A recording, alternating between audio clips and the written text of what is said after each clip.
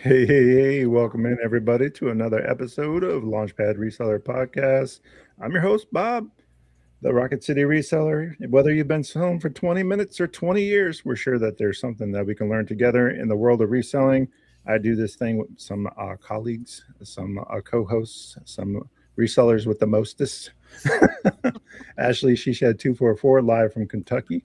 What's up, Ashley? She's in Hey, Kentucky, how's y'all. everybody? I We'll get know it. We'll get into Kentucky. that in a minute. Yeah. And then we also have Tennessee underscore treasures Ellie out there in Tennessee, hustling and homeschooling and doing all the things. Hey, Ellie, how Oh, are you? thanks. Hey. Appreciate you doing this. And of course, in this episode, we are talking to Drifting Thrifters. Krista, welcome to the podcast, Krista. How are you? Thank you. Thank you. Well, we were just talking behind the scenes, and I was just thanking you for coming on the podcast. And we've talked to a lot of guests so far on the podcast. We're just about mid-season through. Um, Season two, Krista. This is a spoiler alert for you. Season two is going to be starting in June. You get a first heads up on that one. So Awesome. Don't yeah, I now feel everybody special? knows. We actually are pre-recording this episode. This will drop on May 18th, and we appreciate you coming on pre-recording for this. For those listening on Spotify, we appreciate you guys tuning in on Spotify and listening to this podcast. Also, Ellie, what do we discuss about the podcast? What do we figure out about this thing? Listen, it's like 90% of y'all are not subscribed. We're going to need Yeah, a subscribe and a like, please. yeah, yeah. We get like 7,000 views a week on this thing, and only 500 subscribe to the channel. That's just wild to me. That's Yeah. crazy. So you guys are tuning in, you're enjoying yourself. We're just asking for a kind subscribe or like. Even comment in the comments definitely helps the podcast grow, gets the message out there to other resellers. And Krista, we appreciate you allowing us to have the time for that intro. We appreciate you. All right, so let's get into it, Krista. No problem. Tell me about Drifting Thrifters reselling journey. For those that don't know, we all know because we met you through Mhm. whatnot. Tell us about Yes, what's going on with you. How did you get into reselling? Tell us all about the things. What's going on? Give us the deets I below. started with reselling because I'm actually a really hard worker. And I was working two jobs when I lived in New York with my parents. And when I ended up in Virginia, I was still working two jobs. And I was still barely making my bills. And I'm like, there's got to be something better. Like, I'm working hard, but I'm working hard for someone else. I don't want to have to clock in for someone else. Every time a manager told me to do something, I was like, I don't care. And that's when I knew like the working was not for me. And then I don't know, I think I found Rally Roots first and then Harry Tornado. And they kind of put the idea in my head of checking out thrift stores. And at first I had the idea like, hey, I'm stealing from the poor. I can't do that. Like, I can't go to a thrift store, buy something at such a discount, and then go and sell it online. That was just my thinking. And then I heard other people talking about it. I'm all about listening to other people. And I heard other people talking about it. I'm like, they are living their lives this way. Like, this is how they pay their bills. It's a real thing that a lot of people are doing. So I was like, you know what? Let me try. I had paid off all of my rent 1 month and all of my bills, and I had $5 left to my name. I hadn't bought groceries yet. And I had two jobs. Two jobs. And when I tell you two jobs, I'm saying like when I was in New York, I was working 40 hours full time on the cruise. And that would be like what I did at night. And sometimes I would do overtime there. I worked up to 50, 60 hours on that cruise. And I still went to work in the morning at a movie theater closer to my house. So the traveling wasn't so bad because I had to take public transportation. So I was working a lot of hours and I moved to Virginia and I have all these bills that I need to pay. And now I was at this point where I still only have $5 left. Every time I got a raise at work, my rent went up. And I was like, okay, this is crazy. I can't do this. Yeah. So I took the $5. I actually went right across the street over here from my house where I'm living now. And it's a children's school for something. And they were doing like a donation sale. And they had two IBM typewriters. And I was like, F yes, I know exactly what these are. Grabbed them both, gave them my last $5. I was like, that's all I got. I'm so sorry. And then someone else ended up giving me a whole bunch of books and these shelves, the black shelves. She gave me these shelves and all the books on it. She was like, I don't want it. Wow. And the 2 typewriters and the books that I got off those shelves started me off on reselling. Just everything. Got my business license, did the whole EIN number, all the stuff, signed up for everything I was supposed to, my zoning permit, all that I had to pay for. It paid for everything. And I just started, kept going to the thrift store, kept going to estate sales, yard sales, church sales, flea markets, private picks, everywhere. I was doing everything. Now, during that time, were you still doing the cruise ship and doing both, burning the candle at both ends, or did you make a decision at one point just to stop everything and just go full tilt reselling? Oh, no. I don't like putting all my eggs in one basket. So I kept both jobs while I was doing the yard sale thing because it was more for research to see if I can even find stuff. Because, some areas there's just nothing. And this was before the whole online shopping, before COVID and all that. So everybody was really going to stores. But once I hit a certain, I don't remember what it was, but once I hit a certain point, I quit one job and then took reselling more serious and still kept my second one. And then after a couple years, I think I ended up, I actually burned a bridge. I got fired from the other job. Perfect. That's not the first time we've heard that in this podcast. It was a points thing. I'm not used to it. It's like every time you come late, you get a point. In New York, we don't do that. It's just you're late and they dock your check. That's just what it is. So I wasn't used to this points thing. And all of a sudden I had 30 points and I'm fired. And I was like, well, see you guys later. I'm good on that anyway. And I just ended up leaving. And I was like, well, reselling just became my full-time job and I have bills to pay. So let's go. So go ahead, Allie. So what year did you start and I was how going to long ask the same did thing. it take you to get to full-time? Since full-time kind of happened, it wasn't exactly my choice.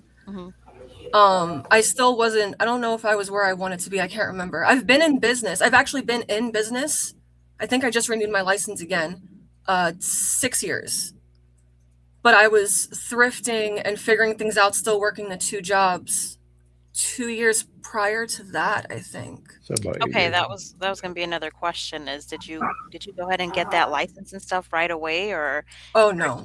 Okay. Yeah, that makes sense. And I don't suggest doing it either. Yeah. I do not suggest getting a license right off because you have no idea. Especially for me, I'm new to Virginia, so I wasn't even sure where the thrift stores were. I'm from New York. That's where I grew up. I've only been in Virginia. I say only, but it's been like 10 years, 11 years, 12 years, something like that. So I've been here a while, but I also don't drive. So getting around. So what is that? I was going to say, what does that look like trying to travel and get to thrift stores? Well, lucky for me, the town's small. But I also have friends that just go to thrift stores anyway, and I get in the car with them and we just go. It's never been hard for me to find a ride to get anywhere. That's good. Awesome. Yeah. So going from New York City to Virginia with public transportation being so readily available, and then going to nothing must have been a little bit of a culture shock for sure. Did you ever do any thrifting when you were in New York at all? When you were growing up, or no? We went yard selling. Strictly yard selling. That was my grandma's thing. She still talks about it now, actually. She goes yard selling for everything. And this is my mom's mom, who pretty much raised me. I was always with her. So if she had to go somewhere, I had to go with her. Like, she even brought me to Mother-Daughter Day at school. She was a teacher, and she brought me to her school for Mother-Daughter Day because my mom couldn't. Her job was violent or whatever. Yeah. And not violent, but she worked in a crazy institute, so you can't exactly bring children there. Yeah, she took care. Yeah, you definitely don't want to do that for sure. No, so my grandma took me with her to her school, and when she went yard sailing, she did the same thing. She just took us with her, and I never really thought much about it until I got older, and I was like, well, let me try this new thing that I've never heard of before. So you get these, would you say they were typewriters?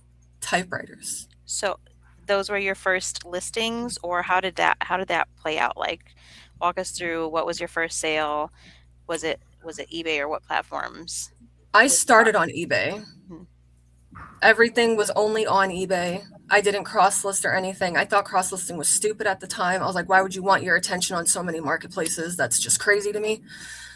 But the first sale I ever made was this awesome set of World War II binder.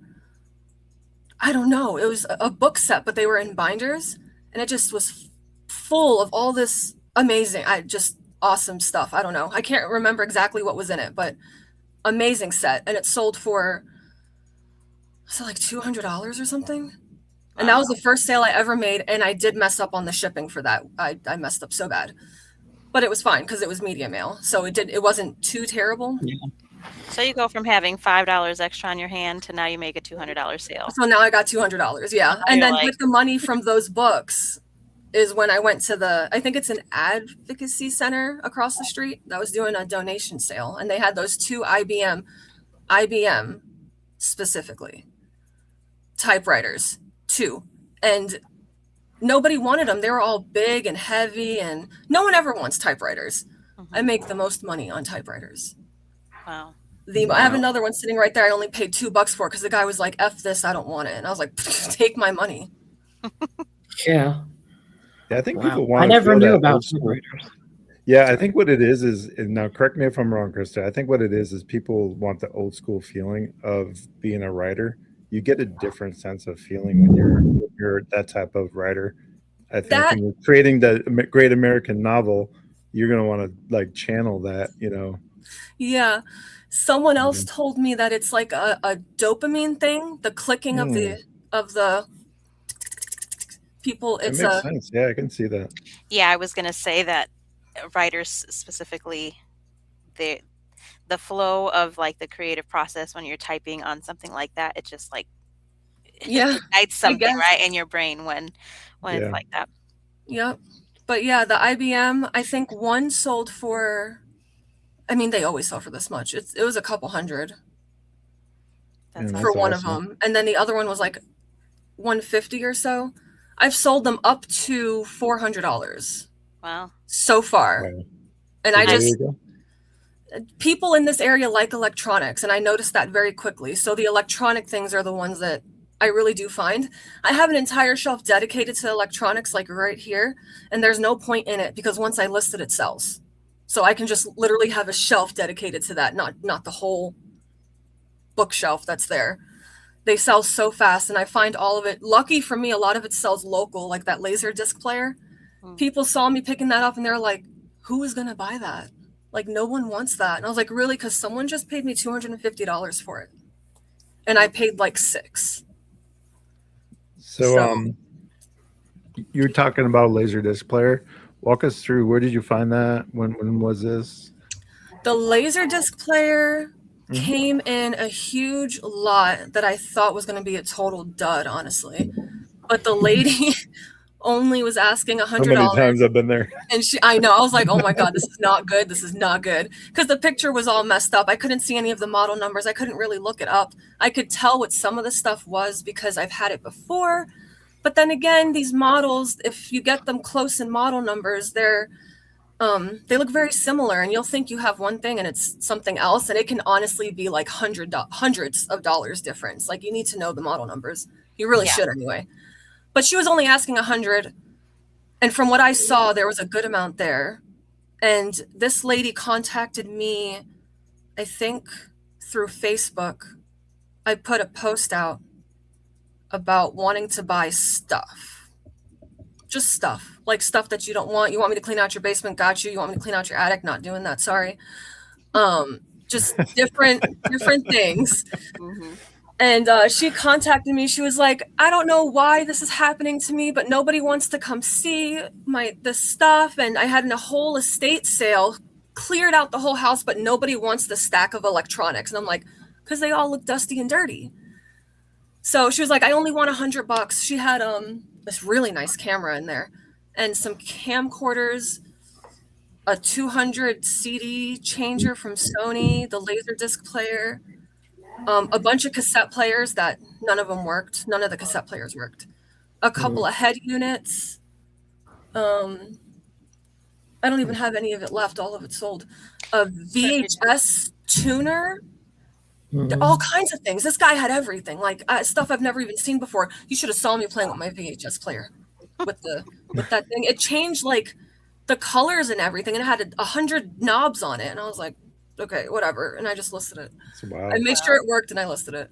But I found that stuff through making a post and someone contacting me saying that, hey, my neighbor left me this property and I don't know what to do with the stuff. Had a whole estate sale and this is left over and you're like the only one who seems like would want it.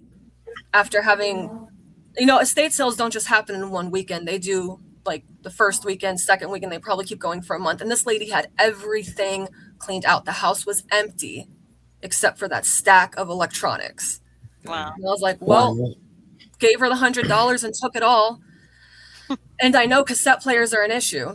How much do you think you made off that score or that pickup? I can tell you what I made off it. Vendu's pulled up right here. What? She's got the data. Oh, I'm so excited. Don't get me all excited now, Krista. I can tell you right now. I love that. She's like, let me go to the footage. Let me go to the thing to do the thing, and I'll let you know. Here are the So receipts. these cassette players that didn't work, did you end up selling them for parts still, or? It's not worth selling them for parts. No, not No, really. so No, I wouldn't suggest it either. Maybe if you know somebody, like I know someone who owns a vinyl record store, and sometimes she's into buying that kind of stuff. Interesting. I know that some resellers do that, like parts, and there's a specific category in eBay, right? You have to like list it under for parts only type of, yeah. So I listed out after I threw everything away or got rid of the stuff that didn't work. I still have 22. I had 22 items listed and 14 of them sold. And the revenue is almost 1,000. Nice. Wow. Yeah, let's go. The next is That's great. what I'm talking about. And I still have a couple things left. I have a bag, another 2 units, I think, right here. So do you do that when you go on Facebook Marketplace? Are you going to specific groups, like in neighborhood groups? What does that look like? I usually make the post on a lot of the town knows my name now, because when I first moved here, they were like, "You're not from here." I was like, "Yeah, I know. We can tell you're not from here." So everyone like notices me, or they did notice me.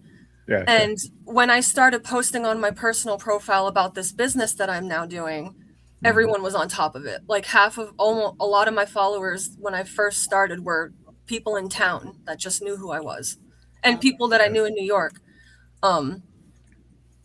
But as far as the groups, I usually try to find like selling groups that are in my town and surrounding areas.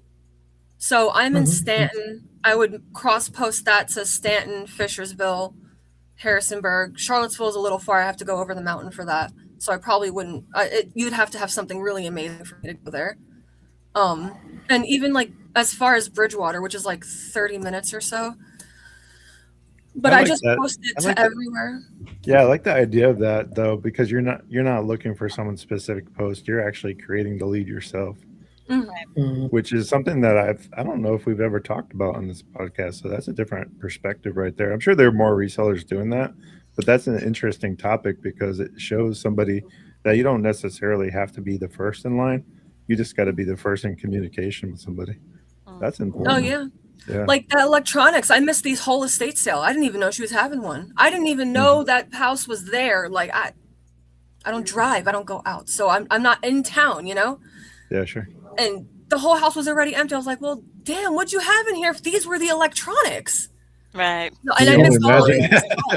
It's the buyer's remorse. Like, what's happening? But yeah. Do you do a lot of estate sales? Do you go to a lot of those? Because I know.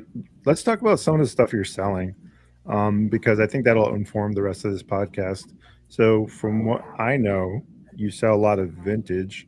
Let's talk about vintage. What would you say are you niched in vintage, or is it wide? What does that look like for you? I don't really focus on any one thing. If it's old, I look at it. If it catches my eye, I look it up. And if it sells, then I just buy it. I'm not specific or picky at all, really. If it sells, if I can pack it, I'm selling it. And do you have like a firm line if it's worth under a certain dollar, I won't do it, or is it just if it sells, I'll sell it? What's that? Yeah. Well, now that some marketplaces have like the cheaper fees, sometimes I'll sell things for like $9.50 or so.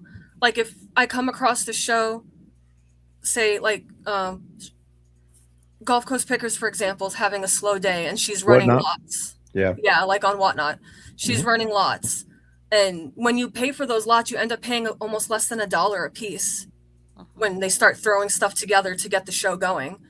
I'll buy a couple of those from people just to kick off, And surprisingly, a lot of the toys sell local to the people in my area. So I pay less than $1 for things and I sell it for $9, $8, $7. If it's less than $10, but I know it's going to sell, like Paw Patrol, for example, for me, every local around here wants it. So I just keep getting it whenever I can for cheap. And Ashley's face. I'm like, I can't give it away. She hates Paw Patrol. You want some? I will just start. I have here's so a box. much too. But if it's less than 10, I'll just list it local because I say that I'm on 7 marketplaces, but I also list on Nextdoor, OfferUp, Facebook Marketplace local. Nice. All of my eBay listings are available local. Anywhere that offers local, I'm on there selling local. Even apps like Nextdoor, where in some states it's not even that big of an app, but in this town it is. Everyone uses it. So I list stuff on there and people do buy from me off there. So technically I have like 10 stores or something, but I just say 7 because that's what I cross list to. That's what Vendu supports is the 7. So at what point did you start cross listing? Because you said you started on eBay, right? Mm-hmm. When did you decide you said you didn't believe in cross listing? No, I wasn't for it at all. I need to be cross listing. When did that change? I had a slow month, I guess. I don't know. Sales were slow on eBay, just like they're slow on every marketplace. And I was like, you know what? These things need to be in other places. Like at first I thought it wouldn't make sense because I thought everyone was on every marketplace shopping all over, but that's not true.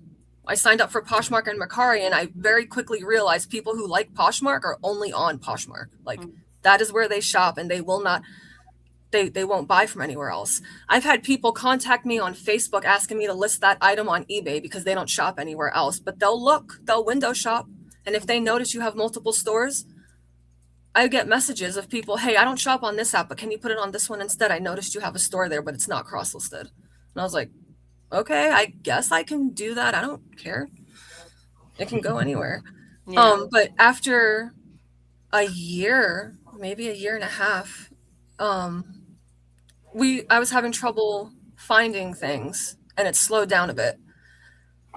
And then I started exploring cross-listing. And I don't suggest jumping into it at all. If you're not prepared for it, then maybe start with like one marketplace that doesn't have very many fees. Because I jumped into Poshmark second, which was a mistake. I shouldn't have done that. Because Poshmark, you don't need a bot, but you will definitely get more sales if you use a bot to constantly share your listings, send out those offers for you. It's very community-based, like Whatnot. But on Whatnot, you can't use a bot. So you're actually in there communicating with people. On Poshmark, everyone uses the bot. So there's no real interaction. So that Autobot that everybody uses is Autoposher, right? Isn't that what is now? That's one of them. Yeah, it's kind of funny that you mentioned that, Ellie, because that's the sponsor of today's video. I know we were just talking about Vendu, but hey, have you heard about Nifty? Nifty.ai can help your business with cross-listing. Like Krista was just mentioning, be careful with cross-listing. Make sure you're doing your inventories first. But it also does inventory control, uses generative AI, and also shares your closet with their automation features. Make sure you check out nifty.ai for all your cross-listing and inventory control needs. And thank you for listening to that one. Sorry, Krista. Appreciate you. Oh, sure. He's sorry. No, but in all seriousness, I would say that some sort of inventory control system, regardless of what that is, it doesn't need to be Nifty, the sponsor of this video. It could be anything, but I would say something, even if it's a spreadsheet, right? Get something for inventory so you can know where your stuff is when it sells. Wouldn't you agree? Like, you want to kind of know. That's what I use Vendu for. Vendu gives you a spreadsheet. You put all the you've used it, so you know, but you can label everything. I can track my returns, my bad inventory, lots that I buy, like the electronics lot. I was able to just pull it up real fast and it was on my analytics page. It's definitely helpful to have the spreadsheet so you know where everything is, where it all came from, if you're obsessive, I guess, like me, and want to keep everything together. Yeah. Like I literally have labels that say She Shed, Rocket City Resellers, Flip the World. Oh, wow. I made the list. Yeah. You're in the list, yes, because I bought from you. I feel so honored. Love that. Yeah. We met on through Whatnot, and I can't say enough about that. I met a lot of great people through Whatnot. It is a very social thing, and I can't say enough about being social and reselling. I'm not a very social person in general. I've said that before on this podcast. It's not really too far of a stretch.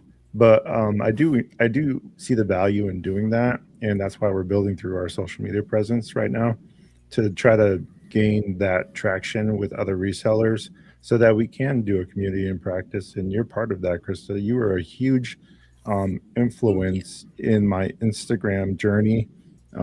You're a powerhouse on Instagram. We'll get there in just a second. We'll talk about your presence there and how you built it. But I want to just thank you in front of all of our peers here in the community for being a reseller's reseller. I can't tell you enough what that means to us in the community. Just know that. So that's another reason why I wanted you on this podcast, because we are about resellers, and people that are for the community. So I just wanted to take a moment to say those kind words to you. And let's talk about Instagram and how you built that monster. Let's talk about how many followers you have, why you did it, all the things. Actually, if I'm going to be honest, I wanted to. I've tried to talk to certain people before, and it seemed like they just weren't interested in me because my following was low. You know, I say things and they don't take me serious. So I was like, all right, let me just stop trying to engage with everyone who doesn't care and build a following of my own so that when I do try to talk to someone else, they're like, oh my God. Yeah, the power. Yeah. So that's not a bad reason. That's a good strategy. That's how it was, you know? And it wasn't any one of you guys, it was just other people who are just simply not interested, you know? If you're not over that 10,000, they just don't care about what you have to say. That's how it seems anyway. They would rather hear from all of their other friends who have 20,000 followers versus my 2,000 I had before. You know, I just wouldn't get answers. My 680 that I have currently have. Yeah, I think I'm like, you're getting there. You're growing faster than a lot of people. Trust me. Yeah, I will say that I got monetized at 400, so you don't need a lot to make it happen. I just want to further. It's about engagement, about working with the community and all the things. It's not necessarily about followers. So, yeah. No, not really. My following started coming through more when I stopped focusing on resellers only. Because I'm going to be honest, I post some things that aren't everyone's favorite topics to talk about, and I do not care. Right. And I lose a lot of followers as I gain them. So it was hard to get that traction. And I started realizing that, okay, resellers only, my social media being that niche is not helpful. It's not doing anything for me. So instead, I started focusing on small business community, not just reselling community, but small business. So that's how I met my friend Jennifer. She's a crystal seller. She used to buy crystals wholesale, and she sells them online. She sold them on Instagram, I think. And then she moved to Whatnot. Such a good point. We were just talking about this the other day, Bob, where I kind of told you that the audience that I want to shift towards, not that I want to shift away from resellers, that's kind of our base, right, our ground, right, but just focusing on homeschooling moms, other moms in general who might need side income, side hustles, that kind of thing? Actually, a lot of my followers or not a lot, but I have a lot of women followers, and a lot of them are just small business, not necessarily reselling, and they are homeschool moms too. They do some reselling, kind of, maybe, but a lot of them are like crafters, crystal sellers. Yeah. I know one lady who makes books. She like makes notebooks out of crazy. old golden books. She buys like antique and vintage books and old notepads, how they used to be all cute with the paper. Yeah. She takes those and she puts them into notebooks and sells them on Etsy. I've seen people do that with the vintage golden books and make the golden books the cover of their journals. It's so cute. So yes, and you see like other people. I saw one girl on TikTok. She bought an old cartoon sleeping bag, like a Little Mermaid one, I think. I love it. Oh yeah, I've seen that girl stuff. Yeah, the stuffing was all messed up. Like no child could use it as a sleeping bag unless you restuffed it. And since it had to be restuffed anyway, she did that and then turned it into a jacket, into like a winter coat. And she did well. Like the picture lined up. It lined up in the back. The sleeves were nice. I was like, that's a business in itself. And that's what she did. She bought messed up things and turned it into something else. I have people who buy from me in my Whatnot shows. They'll buy these little circle brooches that I have that I can't sell anywhere else but Whatnot. And I have crafters come in and they're like, I need circles. And I'm like, okay, yeah, I have circles. And they're like, I need 25. Oh, random. Gotcha. I'm pretty sure I have 25. Let me look. And they just come in asking for weird stuff, and they turn it into something else. I had one friend who bought a brooch with like these dangly things on it. I checked the bay. It didn't sell for anything, so I put it in a show for $3. She bought it and did things to it, and then sold it for $30. She bought it from me for $3. Upcycle your life. I love that kind of stuff. I live amazing. Yeah. And I was so happy for her when she was able. She sold it quick too. Like she bought it from me. I shipped it out fast. She already had an idea in her head for it. It was amazing. She like glued on this plastic eyeball to the middle of it because it was a circle. And then she took apart a watch and took all the gears out and had the gears dangling down from the chains that were already there. So it was very like horror, steampunk, it was just her style. Yeah. And it sold the day she listed it. Like she started her show. This was new, sold. I think someone even bid it up 1 or 2 times. And I was like, that's amazing. Good for you. I couldn't sell it for $3 the way I had it. And she put in the work. She worked all night on that thing. So let's talk about the power that you have leveraged using social media and bringing people to your Whatnot shows. How has that worked out for you? And like, was it a slower growth? How long did it take you to build your following? Or at what point were you like... My following on Whatnot? So like your Instagram following, at what point did you kind of see them trickle into Whatnot? Actually, that's really funny. I have people come into my show on Whatnot not realizing that they follow me on Instagram. And they'll go find me and they're like, oh, I'm already following you over there. And they come back to the show and they're like, apparently we're already friends. It's just, I'm already in the business of small businesses. So when people come across me on another app, they're just like, oh yeah, I already follow her because that's the community I've been in for a couple years now. I didn't ditch reselling. I do still have resellers there, but a lot of my following is homeschool moms, crafters, and just other kinds of sellers that aren't resellers. There's so many options apparently. That's awesome. It's just wild. I don't think anyone specifically found me on Instagram and then went and followed me on Whatnot. Like, I wouldn't know because I'm not there. I'm not them. But no one's ever told me that they did that. I don't think my Instagram following has anything to do with how my Whatnot shows or following is. Let's talk about Whatnot for a second. Now, is it a slow burn for you, or is it one of those things that are like you've had to really be intentional with? Or I guess, is it growing in the way that you think it should grow right now, or is it something that's organically growing over time? on that app, I'm actually really surprised about how fast it's growing. Okay. Yeah. I wasn't expecting, well, I went into Whatnot not expecting anything at all. It was kind of... That's always a good thing. Yeah. Not necessarily a bad thing.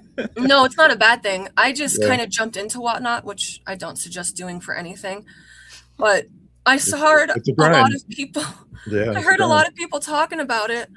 And then I got into Rachel Strickland's stories on Instagram, and she was talking about how if you use a seller link... a good reseller right there. I love her. If you use a seller link, you get approved quickly. And I was like, well, if I sign up for Whatnot and I got to wait a month the way these people are talking about they had to wait, I'm going to lose interest fast. Like, they're going to finally approve me and I'm going to be like, not interested. I've moved on to something else. Like, you need to hold my attention. So I used her link.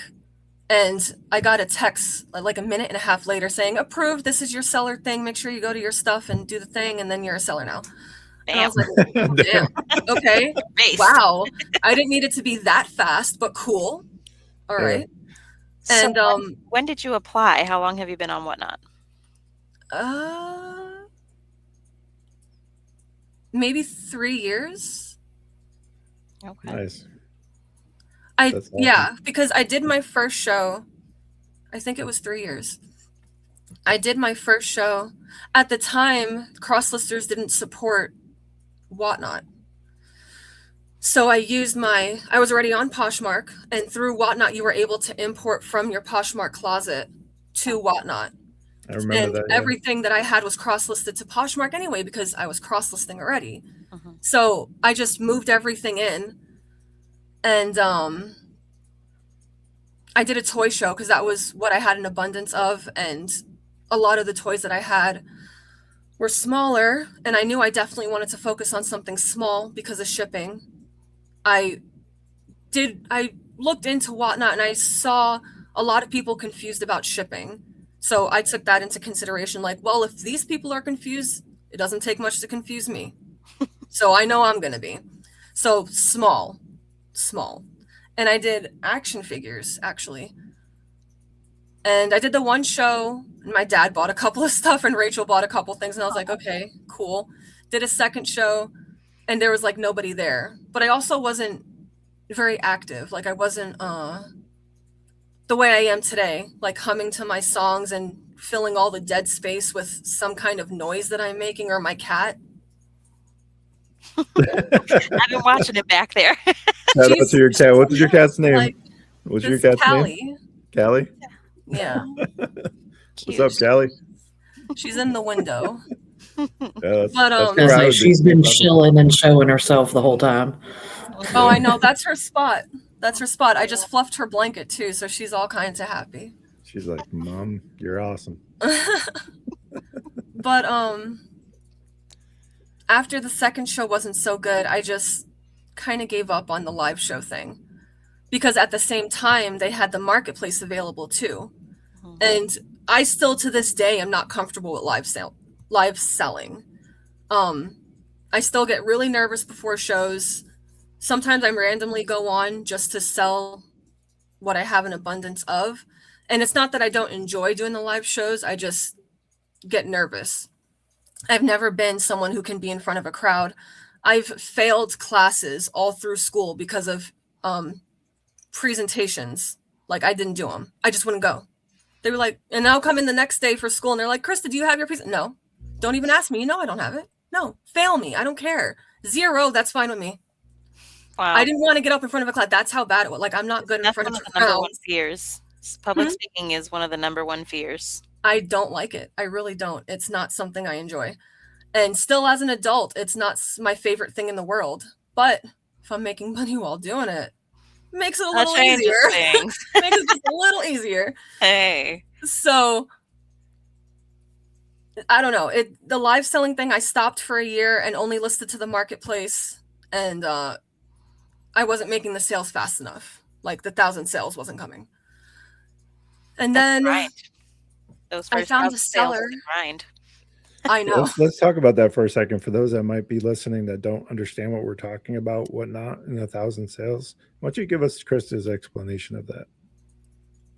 My explanation of 1,000 sales? Yeah, no. What that means for a Whatnot reseller. Yeah, for anybody who what it means. Yeah, what does that mean for? Yeah, because I kind of like it because it gives you a goal to. Right. So a goal is number one. You have a goal to reach. But what do you get when you get 1,000 sales? You get I was going to say that the instant payout, which is awesome. There it is. Because and what makes it awesome is that is how it ties together. They give you a goal, you hit that goal, and you get rewarded. Mm-hmm. Meanwhile, you have places like eBay who are like, oh, hold on a second, we're changing policy. You're not getting your payout for 3 days. It's been instant payout since the day I signed up. What do you mean you're going to make me wait 3 days? Poshmark, Mercari, Facebook. Well, no. Mercari, you have to leave a review before you get paid, and then you got to transfer. Poshmark, same thing. No, Poshmark, you have to wait 3 days after delivery, then you get paid. BS, don't like that. Facebook, at least, if you do ship on Facebook Marketplace, because there's 2 ways to sell on Facebook. I don't know if everyone knows that, but there's 2 ways to sell on Facebook. Marketplace is one, and then having a shop is another. 2 totally different things, and they are not the same thing. If you sell on Marketplace, once it's delivered, you get paid. So as soon as that thing is marked delivered, it's being transferred to your bank account, directly to your bank account. There's no in between of, hey, it's here now you got to transfer it to there, or however you guys do it. There's no extra transferring.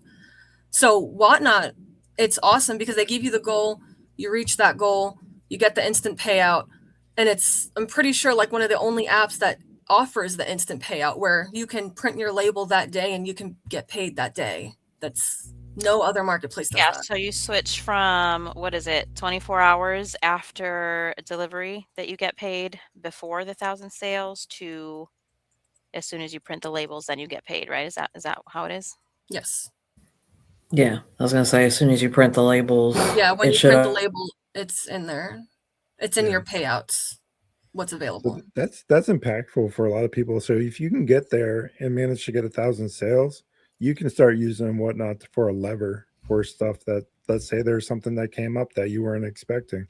You can make as much as you're willing to put in the time for. So your hustle, if you're really, going to grind it out, you can spend a couple of hours on Whatnot and make a car payment easy if you have the following for it. Or maybe even if you don't, all it takes is 2 people in your show. My wife just ran a show yesterday and did a car payment's worth in 2 hours. Yeah. And there was only 2 people or 3 people buying. So you don't need a lot of people in your show to make that kind of money. Mm-hmm. It takes a lot of hard work and dedication and a lot of forward thinking for that type of show to be successful. But that is the power of Whatnot. So I can't say enough about having that 1,000 sales, getting instant payout. I mean, if you want groceries or you need something fixed, man, that's the way right there. It's really a game changer. Yeah. So Krista, you said that you took a break from doing live sales on Whatnot. What did that look like for you when you came back? Because like if you had like a dead room, so to speak, on Whatnot where you were kind of just dead air. How did you come back from that? What was your plan when you came back? Well, I spent the year that I wasn't doing live selling in other shows and taking mental notes of things that I liked as a buyer, but also as a seller that another seller did. So like, for example, I got into Rocket City's show and I liked how sweet Amanda's voice is, the way she talks to people. She sounds like a mom, And that was like, okay, don't be a bitch. Mental note, check. Yeah, you don't want to do that. Yeah, you don't want to do that. I actually got into one of Ashley's shows and I was just kind of lurking. We didn't know each other at the time. By the way, at the times that I found all of you, I didn't know all of you knew each other. Just gonna say that was a shock to me. I found all of you at different times of the day, different weeks, never saw any of you in the other show. Mm-hmm. And then one day I just realized that all of you already knew each other. And I was like, well, damn, okay. That's odd. How did I find one group of people in my rounds of stalking, But I found Ashley and someone had came into her show, asked a question. And Ashley was like, hold on, it's right here. Went on her laptop real quick, put it in the buy now, and she was like, it's right there. And I was like, well, we're going to do that too. Write that down. Have it ready. Absolutely. Yeah. If you spent my whole thing with preloading, it's a beast.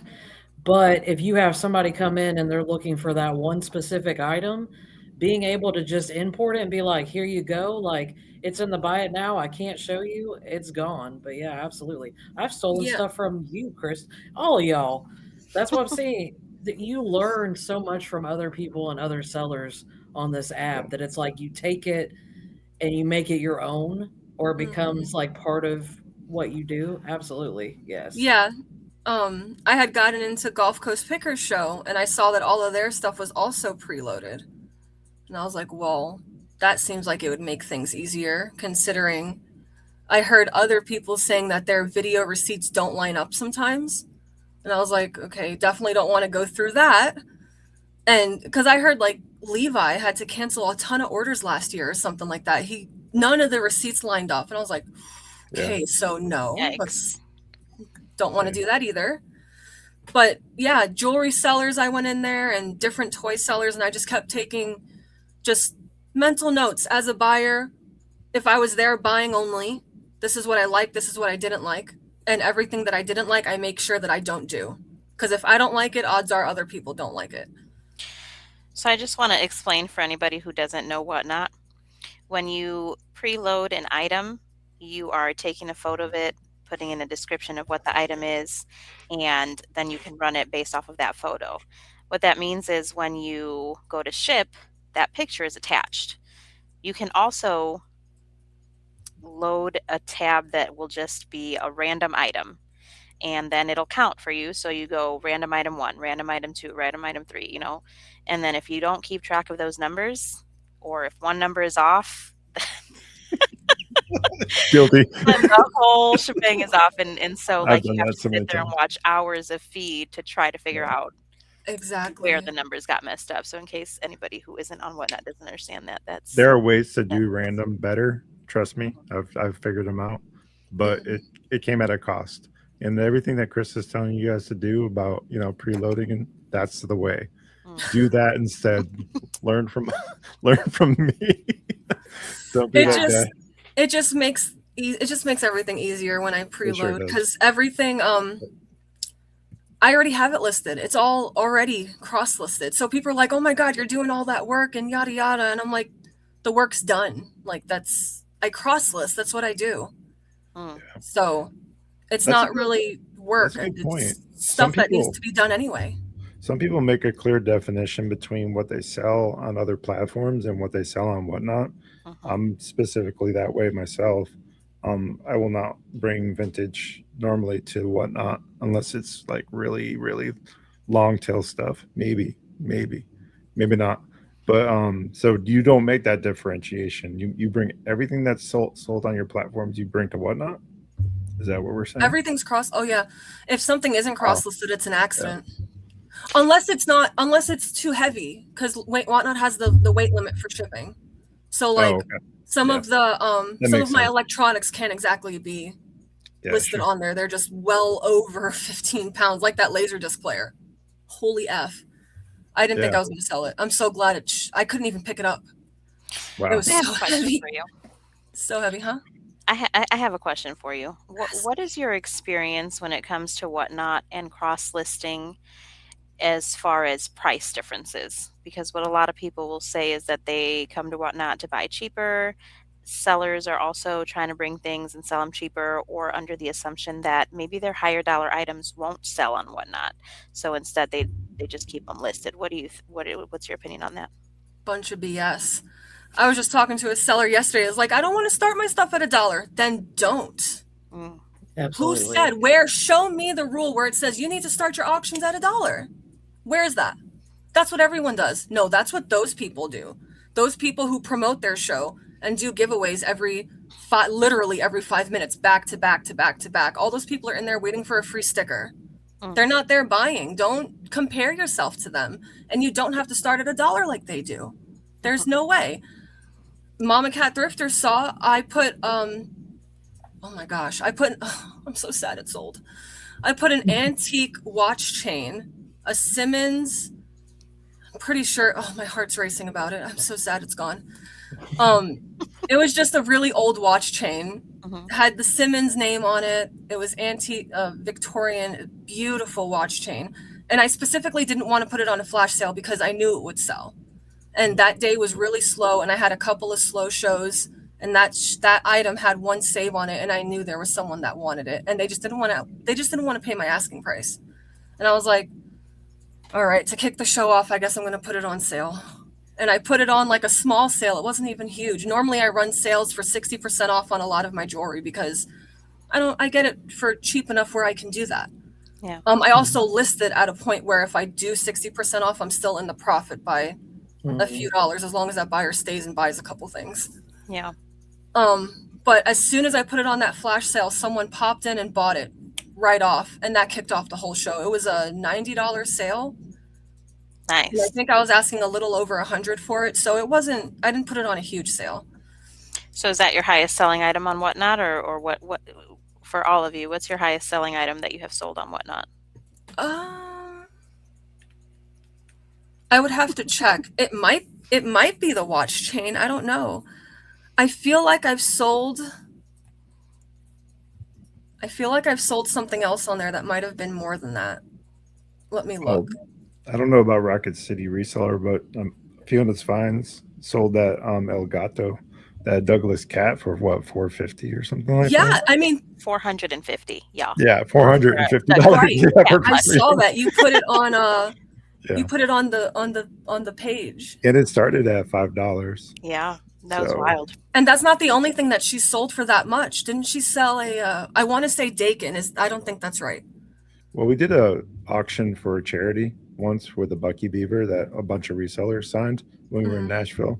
And I think that Ruth Ann bought it. I want to say she paid like $250, $275 in there. Oh my gosh. Yeah. So we've done That a is few. so sweet. Yeah, we've done a few things, but we've had buyers just drop like $400 or $500 in a show. Yeah. Just over the course of time. So like you said, when you kick it off and they buy one thing, they unlock, you can have it set up where you can do free shipping after a certain point. That's the power of Whatnot. And you can have them buy a few things, and next thing you know, two, 3 items are into free shipping. They're going to continue to buy, because if you can keep your prices kind of, fair, they're going to be like, yeah, this is not a bad thing, and I can get a lot more for a good price. So yeah, there's a lot of benefits to it. For sure. I really don't know what my highest selling item was. It could be the watch chain, but I also feel like I might have sold something on there for a little over $100. And I just don't remember what it was. Since I started doing live shows, my jewelry and the live shows have taken over my orders page. So I guess I can check Vendu, but I'm not seeing it. That's okay. I'm not sure. I guess my point was, you can be pleasantly surprised by still pricing your items at the price that you want for them and not undervaluing yourself. I think my highest selling item was about $140 for a Hello Kitty Build-A-Bear on Whatnot. Nice. I also sold some Paw Patrol, a little set of six or 8 light up Paw Patrols for like $60. Okay. Paw Patrols. Some of us can't get rid of those on Whatnot, right? So right. I mean, the possibility is there. That's just for sure. Section.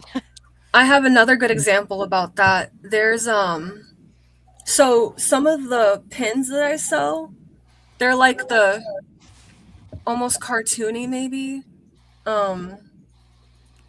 Hallmark holiday pins, and you'll pop into a jewelry show and they'll sell those by the lots because they just don't think they sell. Meanwhile, I jump in there and I'm buying lots of 100 or more, and that's what I'm running in my shows, are those things. And people will bid. I just need you to bid one time. Like, I don't need people bidding stuff up in my show. I just need to make sales. That's it. Correct. You don't have to have somebody constantly bidding. No. If you're putting it at a price point where you're going to get more than what you made out of it, where you're feasible, I'm good with if you swipe once. Because as long as I'm getting the return on investment more than that, absolutely. It doesn't have to be bid all the way up. You don't have to, as you said. I think it's smart, the concept of I know a lot of people think that you go to Whatnot and it's cheap here. It's like, yes, because there are a ton of resellers out there that we're finding the stuff at pennies, maybe a quarter, that we're like, hey, if you want to take it and flip it and you go and you hold on to it for 2 years and get your $300 for it, have at it. Versus you have, I think, I'm trying to remember exactly how Bob put it, the fast nickel or the slow No. dime. Oh yeah, Yeah. I get called a slow dime all I'm the like, time. Yeah. I'm I struggle. I'm in between. I'm like, I'm like the fast nickel. I'm good. Okay, I've reached that point because there's stuff that I've had that I'm like, why? Why are we going to sit here and hold on to it forever and ever? Let it go. Let somebody else get it. Yeah. Yeah, for sure. And these they're like handmade pins. I even go back to the sellers that I bought them from because they'll stop in my show because I made a purchase. It's just the way it works on Whatnot. And they're like, I can't sell that in my show. And I'm like, because you run all of your good stuff at $3. You're gonna run a little Hallmark pin and people are gonna be like, what the F is this? That's not what you run in your shows. Yeah. I didn't set the standard that high. I said, this is what I have. You can bid the one time. I'll drop it to $2 if I can. $2 a piece, $3 a piece. You got people coming in there buying 5 to 7, 10, 15 things for me, because like I said, I have a lot of crafters in my shows. So they pop in and they're like, I need your weird shapes. I need your circles. I need your Avons or whatever, but plastic only. You know, I want the handmade. I'm redoing a jean jacket, you know, things like that. I have pieces in my store that are worth a lot, like the Simmons watch chain. I almost want to tell you how much I paid for it because I bought it in a lot, and it's going to blow your guys' mind because I was in a show ready. and they just I'm ran ready. They just ran it a little lot of cufflinks and a watch chain. That's it. That's all it was. And it wasn't even that many cufflinks. I think I paid $10 for the entire lot. That's with shipping. Because they ran it sudden death. Wow. And they were just like, take it, take it, take it, take it. And I was like, Yeah. I don't know what that chain is, but it looks interesting. And I think once I got all of my cost of goods out, I'm pretty sure I only paid like 10 cents for each item, like each set of cufflinks and the watch chain, all that. It was like 10 cents each. That's awesome. After that. So, I mean, and that's a good way to start too. If you're like wanting to resell and you don't have anything necessarily and you're not trying to sell any of your own stuff, you can get into shows where they have a big crowd and they're running everything sudden death because they need to get through. They need the show to go and be done because they're just not trying to be here all day. And if they didn't run it sudden death, they'd be there all day. This is becoming a lot about Whatnot, but I think this will be true in any other aspect of a business as well. There's no right or wrong answer, I think, to how you run your show or how you run that business or what you decide to do, whether that means you're going to push volume or, quality or how you want to make your money. There's no right or wrong answer, but I do think that the reason that the $1 start is pushed so hard is because of the storage unit category. They're buying these storage units and they have thousands upon thousands of items they got to get rid of, and they don't have the time to sit there and look through everything or know everything. So I think that that's made a big difference on how and why that $1 start is so heavily pushed. I think However, buyers, I was going to say buyers become conditioned too. It's like they see it in one, they expect it in everybody. Right. Exactly. And that's just not the right, way. it's not ideal for the rest of us who don't It's Right. not. do that. It's Yeah. really not. And when I used to buy these jewelry lots, I would go through them real quick and I would cross list the things because in a lot of the lots, the things are signed. But honestly, the things I'm running for $3, you check eBay and they're selling for $3. Mhm. Like that's what they are. I'm not going to list it on eBay though, because one sale for one person after shipping and I got a packet and all, it's just not worth paying. It's not worth it. But for a show, it's perfect because Yeah. I don't need you to bid it up. I just need you to buy it. Right. And I get those random crafters in there that are just like, give me all of it. Let's talk about you? Whatnot really quickly. You just recently hit 1,000 sales. Congratulations for that. Thank you. Where you are Actually, I now? think I'm at 1.2 now. 1.2. Man, that escalated quickly. And I noticed something about your profile that you're going to be doing more rate trains. Let's talk about that. Ooh. What's a rate Yeah. train? For those that don't know, what's a rate train? Give us Krista's lowdown. Explain I it to like someone to- that may not know what it is. This is how I explain it. You're basically passing the mic. You're taking your crowd and you're sending it off to the next person. So one seller's on for 15 minutes, 20 minutes, 30 minutes, an hour, 45, whatever. They're on. Whoever's in that show, when they're done, you move as a group to the next one. You're passing the mic to the next seller. It's all by time slots. It's all scheduled, sometimes months in advance, so it goes smoothly. And that's all you're really doing. You're passing the mic. Yeah, when you move, I move, just like that. I feel like that's You move as a song. group to the next seller, and you keep going. Yeah, that's a great explanation. I love that one. So I know that you're doing raid trains now more. So let's talk about what does your lineup look like for the people that might want to be following you? What are you selling? What are those lineups? Who are you working with? What are the times, the days? Let's get into the schedule because that's important. I want to make sure that people understand where they can find you in the world. So. Well, Drifting Thrifters on everything, just like it says on my name there. I think on Poshmark and Twitter, I had to modify it a little bit because the username characters, you don't have as many to play with, and Drifting Thrifters is just way too long. But yeah, Drifting Thrifters, the raid train I'm working on is a jewelry raid train. I noticed that a lot of my friends are wanting to get into the jewelry category because everybody wants an easier show. You know, you have your crazy shows, and then you have shows where like people are buying a lot, and some people are like, oh damn, I gotta unbundle this and redo it because all of the plush don't fit, or all the glass doesn't fit, or all the Tupperware doesn't fit. You know what I'm saying? Yes, we know. And the jewelry thing is easy, and people are starting to notice how easy it is, and they're starting to want to be part of that. And some of the people that I do talk to on Whatnot, I followed them there from Instagram, like T. Linman Collectibles. Tanya, I've been friends with her. We've been following each other on social media for like 2 years, I think. We've been friends, and she's been like on and off my page, and we kind of talked a little bit. Mountain State Pickers is another one where I met her on Instagram, and I realized she was also on Whatnot, and that's what started when I started noticing my followers on Instagram were on that marketplace is when I started wanting to be over there.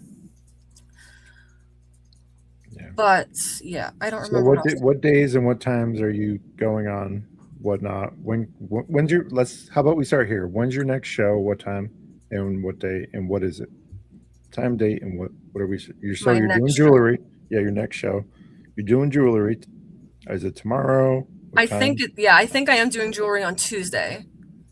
So the problem with this one is it's a pre-recorded show. Oh. What's today's date, dude?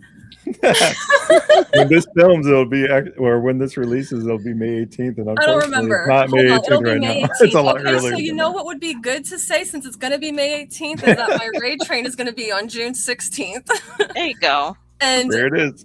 My link is scheduled all the way out till December because I plan on making it a monthly thing.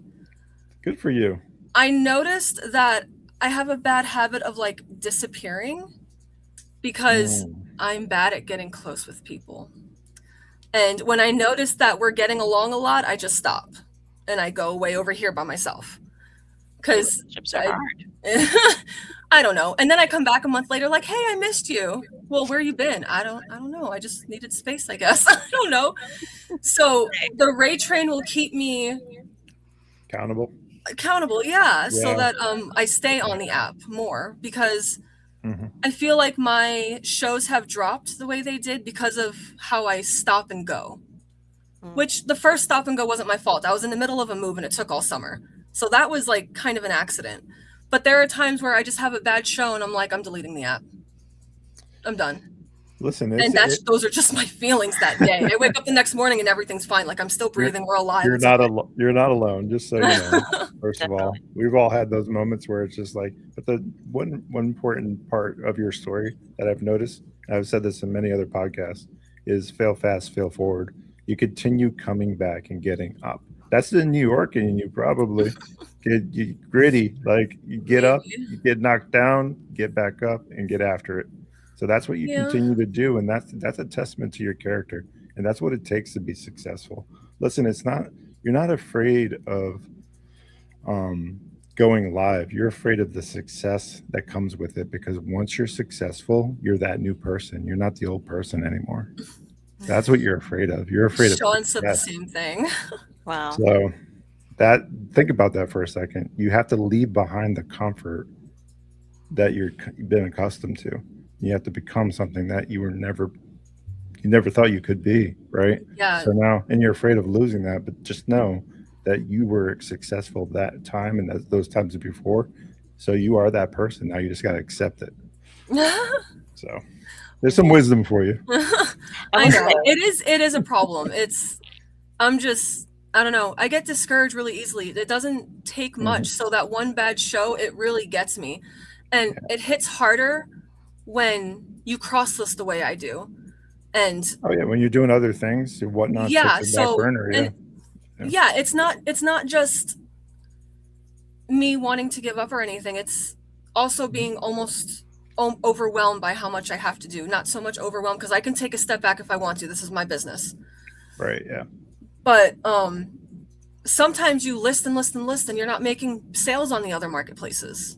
You know, gotta pivot, everyone has those just dead. It doesn't matter if you have 7 to 10 marketplaces like I do.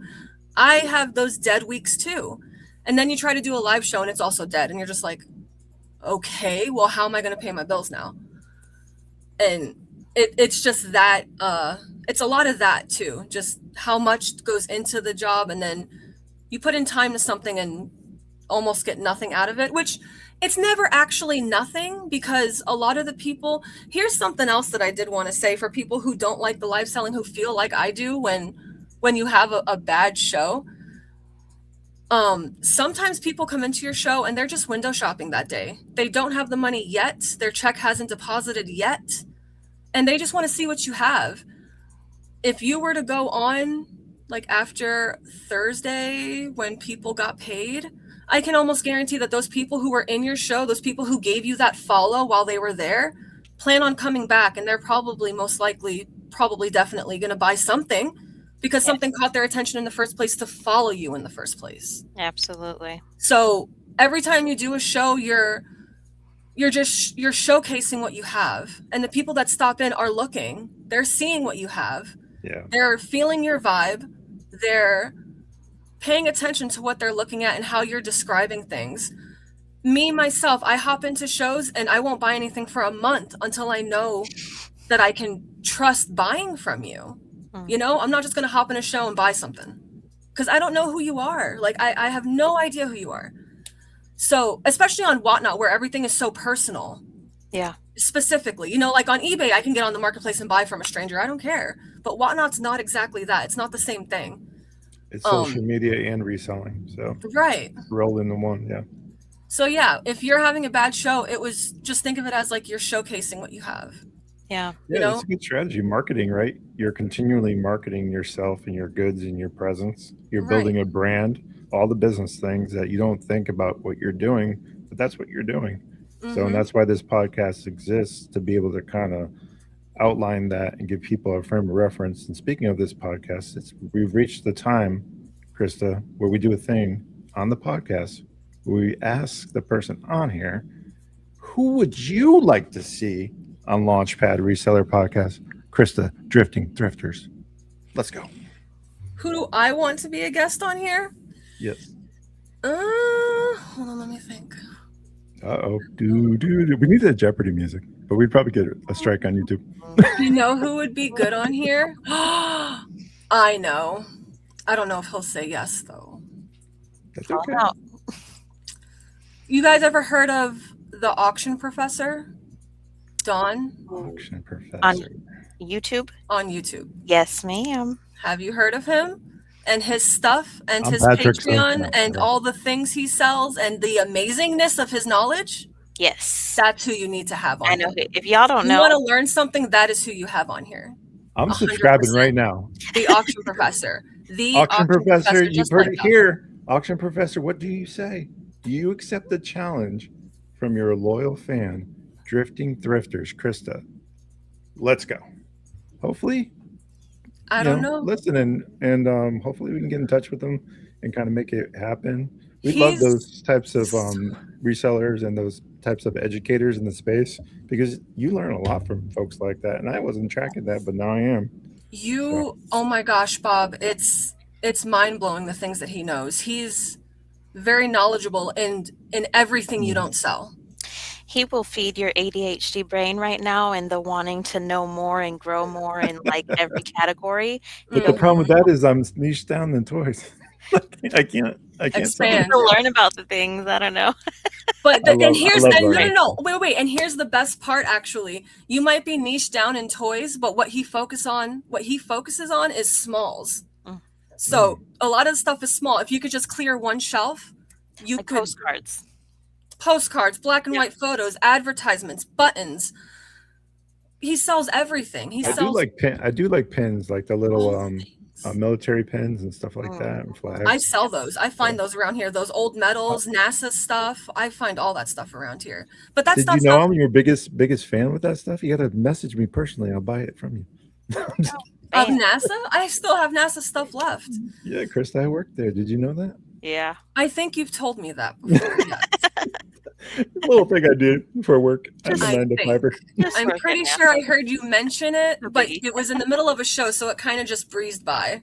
Yeah. And I didn't want to be a distraction in the show, and I didn't want to continue asking. So Yeah, Launchpad, it was formed on the backbone of Huntsville, which is a proud contributor to all things for our mission to not only the moon, which we just went there. That was awesome, Artemis. Crazy. And also, we partner with a lot of other places, Houston, Texas, and Florida, and all the places. So we work in like a network down here in the South to get it done for human exploration into space. So it's a really fun time and a fun thing to be a part of for sure.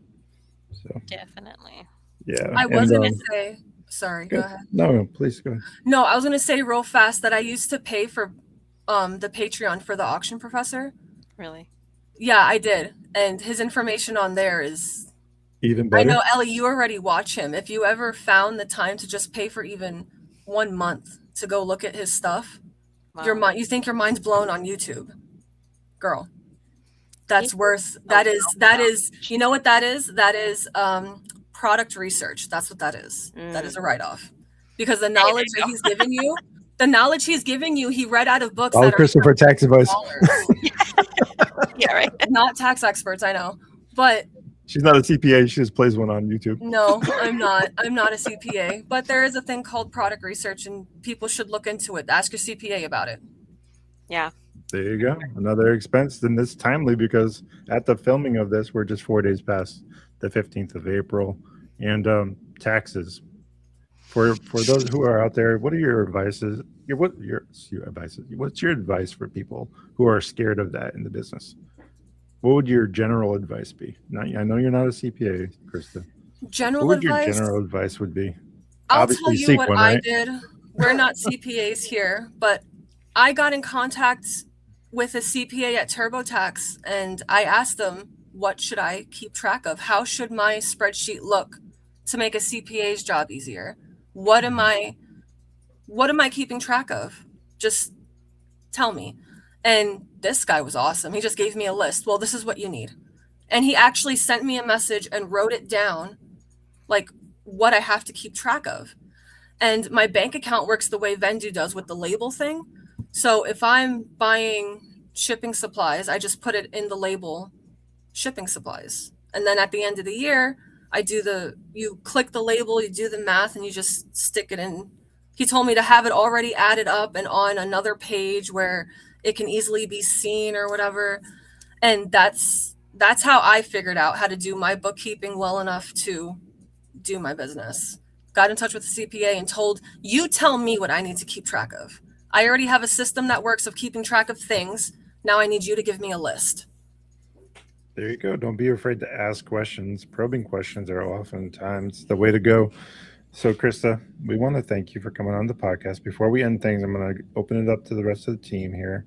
If there's any other further questions, I know we don't have chat live to be able to ask questions, but I want you guys to feel comfortable enough, those who are watching this on when it does launch, to leave your comments in the chat. And also, Krista, we're going to partner with you in some way where you can have access to be able to answer back.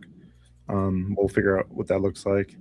Awesome. So we'll do that. But Ashley, do you have anything further for Krista before we wrap things up? The biggest thing I want to say is I am proud of you for continuing to keep going. I know that is a struggle, like you said. Sometimes you go live, nobody's in there, but you have been very consistent. You're doing different pop-ups, different items. You're getting a whole bunch of new sellers in there.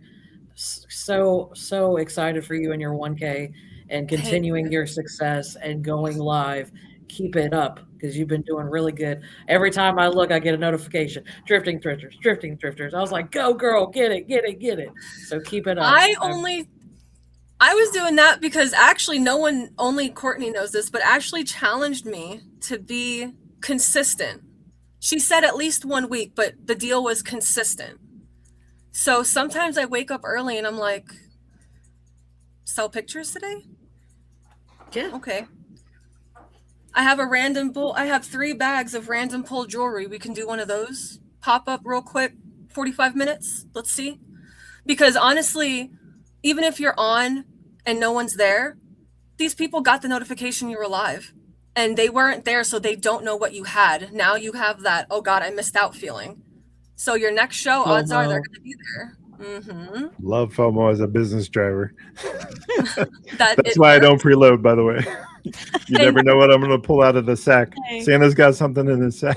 I always keep a random pull bag near. If I'm doing shows, I have my pre-listed stuff, but I also have lots of say I did the cost of goods real quick. I know what I paid for everything, but now I have to list it, which sometimes takes time. So as I'm listing the higher end stuff, I'm keeping the random pull bag close and I pull it out as a random pull. And when people seem bored, I'm like, well, I got a bunch of this random stuff, and everyone's like, random?